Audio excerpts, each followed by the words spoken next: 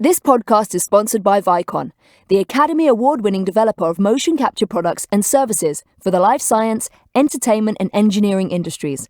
Shogun, Vicon's visual effects software, developed specifically for the needs of the VFX community, captures performances effortlessly, in real time, and delivers robust, accurate, reliable data.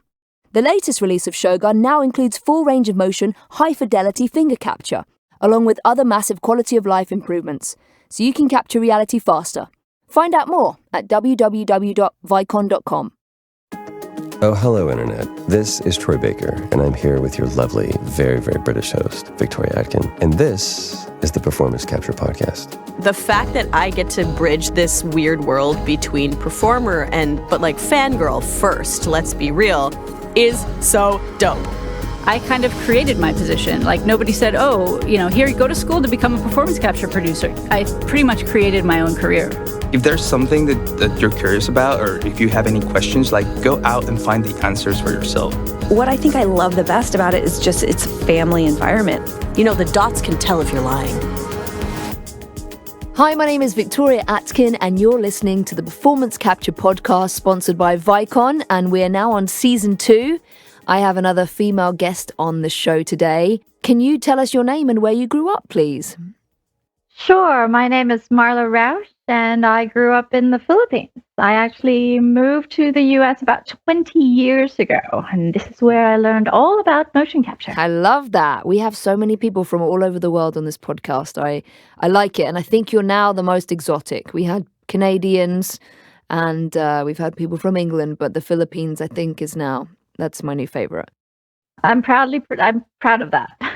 Oh, actually, we had Gerardo, who's from Mexico. There you go. Yeah. And Aladino from Argentina. So I just skipped that, but I still love the Philippines, and I still think that's number one now. Okay, so your profession, please. What's your professional title? So I am the founder and CEO of Animation Vertigo. It's a motion capture external development provider. And if you can say that fast, I'm impressed. We basically provide motion capture solutions to our clients in film, TV, and video games. And what are these services? Can we get into a little bit more about what these services are that you provide? After we take all of the data, all of your capture, all of your performance, we have to make sure that they're clean, and we have to make sure that they look well on the character. And that's my job. We make sure that all of the effort that you put into getting that actor filled out is conveyed into the character that is created, and that it looks good, that your performance shows well. And that's kind of what we do. And we always ask everybody on this show how they would best describe what performance capture is, because as we know, it's such a broad umbrella term. There's motion capture, there's facial capture, there's all the rest of these things. But in a nutshell, how would you best describe what performance capture is from your experience? When I first started, it was body and face data were captured together. The technology wasn't there yet. So body would be captured, and then the face data would be captured. For me, performance capture is really taking the whole effort of the actor, the body, the face, the voice, and putting that into the 3D world. Really capturing what the essence of the performance was. And so a lot of us have stumbled upon performance capture. I'm not quite sure whether this is your story as well, but please tell us how you discovered performance capture. How did you get into it? What was your first gig before, I guess, you set up this company? It was kind of fun watching the development of it. I'm not that old, but I worked with some of the probably craziest and the smartest people who love the technology and love testing the boundaries of motion capture. And I was introduced to it by a crazy smart guy, my husband, the CEO of House of Moves. I first saw it at Spectrum Studios. It was at that time, I believe, a magnetic system that they had, and then it went into the optical system. And then at Sony, I think I probably saw the first, I'm trying to think if I could say it, but some of the football players, and then some game people in a game. As vague as I can be. And then you started working. What was your title then? I was a freelance tracker. So I basically cleaned up the data that was taken from the optical system and made sure that it was all ready for the animators to take care of. It first started there. Was doing a bit of freelance work for Sony. During crunch time, I'd leave my day job, which was being a financial advisor, and then go to Sony and work on a few shoots for. I think at that time it was their sports titles. So worked on that one, and as we kind of developed, and I kind of grew to love it, started out my own company and making sure that we can give companies like Sony, EA, Activision the ability to support them so that they can produce the kinds of games that they do. And so you were a tracker. You were doing this on the side of another job. I mean, how did you learn what tracking? How to do that? How did that? Did you go to school for that? How did that happen?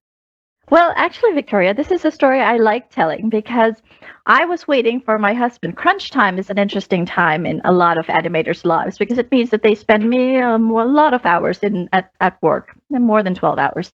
And I was pregnant. So I was sitting waiting for my husband to get done with what he was doing. And I happened to look over and I said, "What is that? What are you doing?" So halfway through, I realized it kind of looks like a puzzle. So I said, "Hey, teach me how to do that so that I'm not sitting here waiting for you." And he did. And I kind of liked it. It was fun. It was interesting.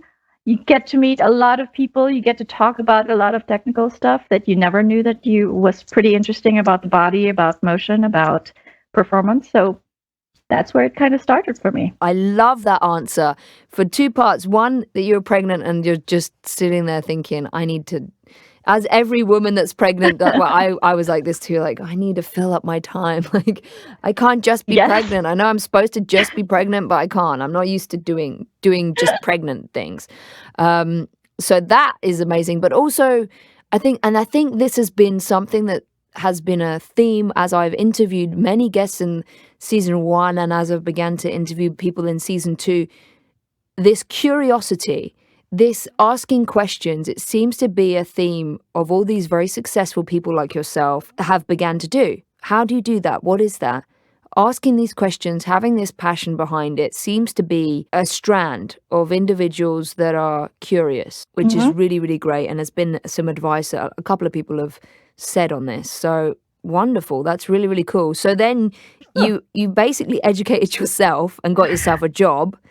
So obviously, you did that. And then, but what I'm really excited about is that then you took that to the next level and you asked, well, can I build a company for this? Like, how did that happen? Obviously, there was some years in between. How did you go from tracking and doing that to building this amazing company that you have now?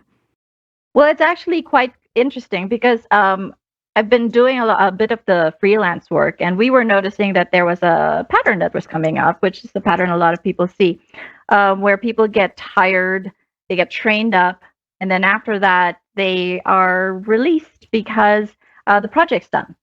And then when the project comes back up again, a company is struggling to find the same people, and more often than not, they've found other gigs somewhere else. So we thought it would be a good idea if there was a company out there that existed that you can go out to and basically know that they're going to be there, the quality was going to be there, they're reliable, and they know exactly what you need. But you don't need to pay them when you don't need them. And it was that kind of question that came into our heads. And I was like, well, then let's try to see how to build this. And it kind of started from there. And is doing successfully very, very well. And 15 years, yes. Yeah, and you have a great relationship with our sponsor, Vicon. Can you tell us about how you work with them as a service provider? Well, Vicon, I actually worked with Vicon from the very start with House of Moves because we used their software at that time was Diva.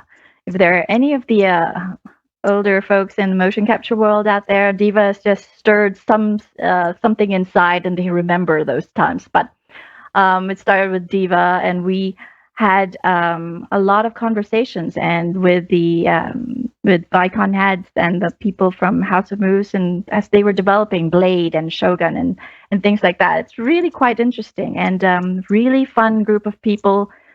Seriously smart, unbelievable. I am always so impressed when I talk to them, because it's always like they're trying to push the boundaries of what technology can do. Um, and of course, I like to give them a little bit of grief because I use their software a lot, and so when I'm like, "Hey, there's a bug here," it's just funny. That's great.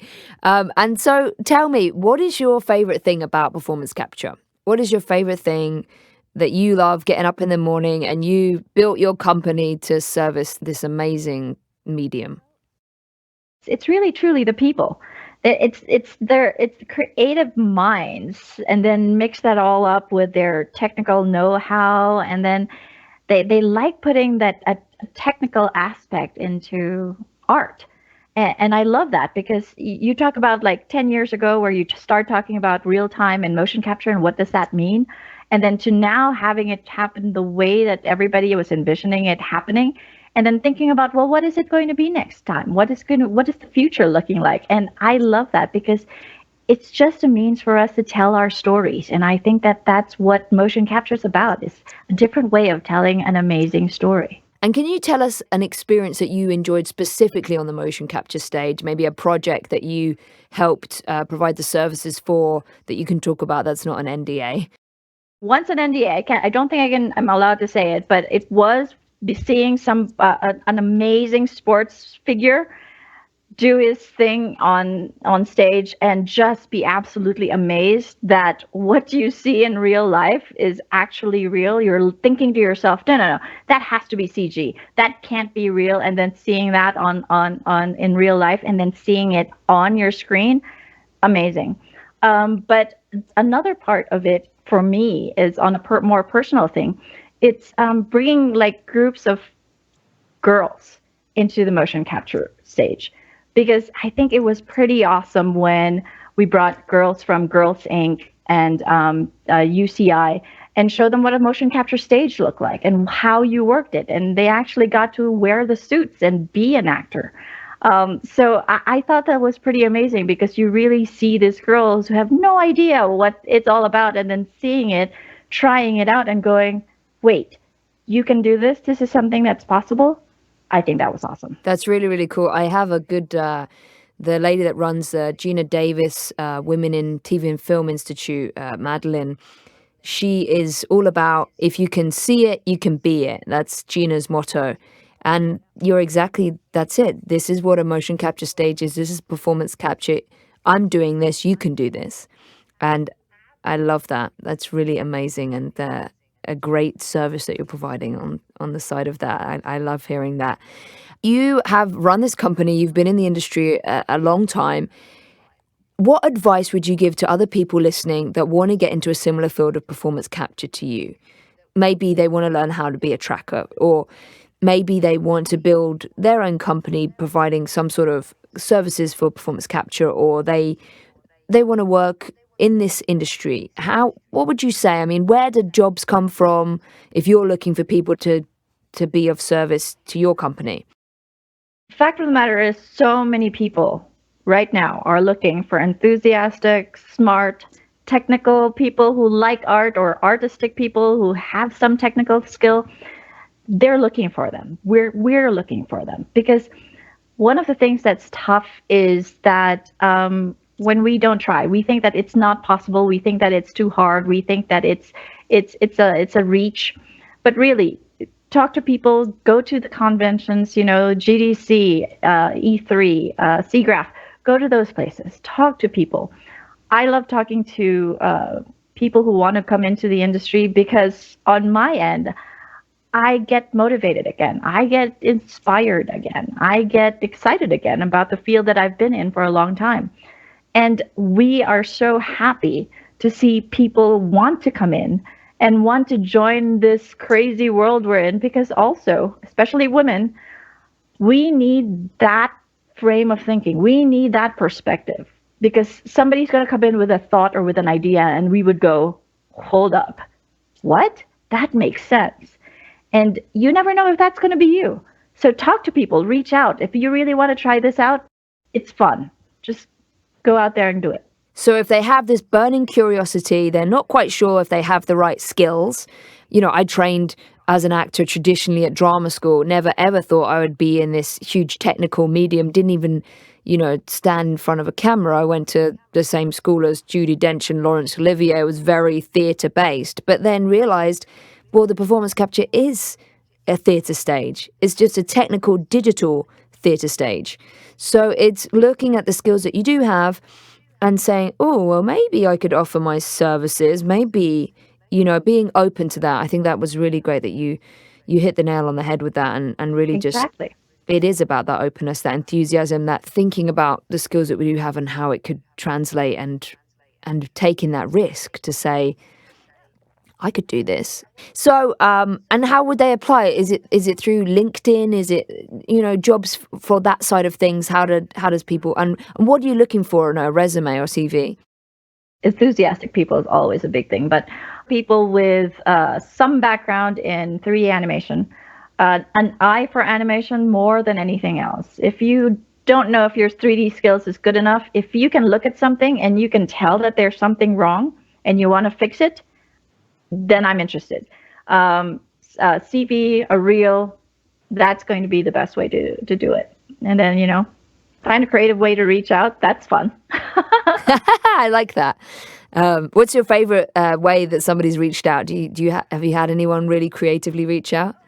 Oh my gosh. I had one where I swear to God, the resume was colorful and it reminded me of that movie with Reese Witherspoon where it was Legally Blonde? scented or whatever. Yes! It was a scented. Somebody actually sent you scented resume. I love this. Love it. And then the reel was just as creative because instead of just being a reel, there was just an intro and an enthusiastic DJ type thing going. And I was like, all right, I'm just watching this thing now because it's funny. But, the skill wasn't there, but the enthusiasm was, and I thought it was Did great. you employ them? Yes, I did. Oh, there you go. So Elle Woods had something to share with us all. You know what? Pink is great. So yeah. We like Reese Witherspoon as well. She's doing a lot for female stories right now. Okay, so how do we find you? How do we, you have social media or the company has social media? Yes, the company has social media. We're on Facebook, we're on LinkedIn, on Animation Vertigo, and on Twitter, I am at Rausch Marla. Well, we are very, very grateful to have you on the show today. You are making huge leaps. You've built this amazing company that are working with the best people in the industry, and I am in awe and inspired talking to you today, and I'm really grateful that you gave us your time. It's nice to have somebody in the Philippines that's ringing us from Utah, from Salt Lake City, which I have a big, huge love for. So thank you very much for your time today. Absolutely. And thank you so much. Thank you for having me. This was really fun. And you are awesome, by the way. Thank I you. have to say. You're awesome. I'm doing my little bit for the community. I want to share this amazing medium with the world. For sure. And you're doing a great job. Thank you. Thank you, Marla. This recording was done by Formosa Interactive, a full-service post-production sound company. Among its many divisions, Formosa Group as a whole offers independent and AAA content creators end-to-end services, including voiceover, sound supervision, sound design, editorial, mixing and music for gaming, film, broadcast, and other platforms. Visit www.formosagroup.com for more information. Thank you to Soundbox LA for editing this episode.